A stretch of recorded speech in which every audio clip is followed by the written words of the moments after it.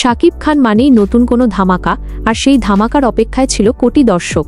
কিন্তু সম্প্রতি মুক্তি পাওয়া প্রিন্স সিনেমার টিজার নিয়ে শুরু হয়েছে তুমুল আলোচনা আর সমালোচনা। বিশেষ করে টিজারের ভিএফএক্স দেখে হতাশ অনেক শাকিব ভক্তই। তবে দর্শকদের এই নেতিবাচক প্রতিক্রিয়াকে একদমই হালকাভাবে নেয়নি প্রিন্স টিম। দর্শকদের মন জয় করতে এবার বড় এক সিদ্ধান্ত নিয়েছে সিনেমাটির নির্মাতা পক্ষ।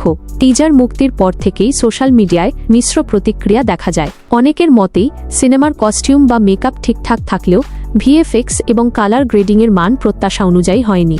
আধুনিক সিনেমার যুগে যেখানে উন্নত প্রযুক্তির ব্যবহার জরুরি, সেখানে প্রিন্সের কিছু কিছু দৃশ্য দর্শকদের কাছে ছিল অনেকটা সেকেলে।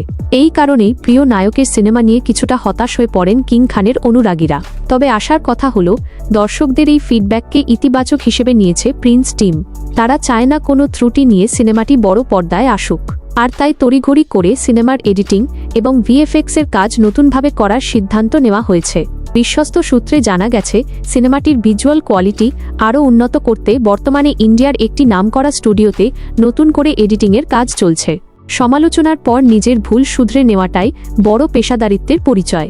আশা করা যাচ্ছে, নতুনভাবে এডিট হয়ে যখন সিনেমাটি সামনে আসবে, তখন তা হবে শাকিব খানের ক্যারিয়ারের অন্যতম সেরা একটি প্রজেক্ট।